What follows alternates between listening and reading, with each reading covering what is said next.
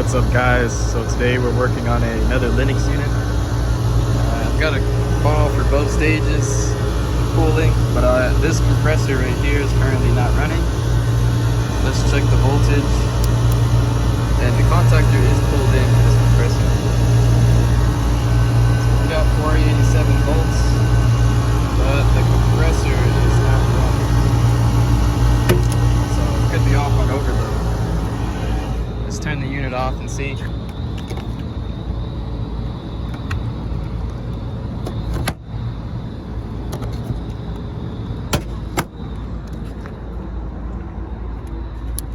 Alright.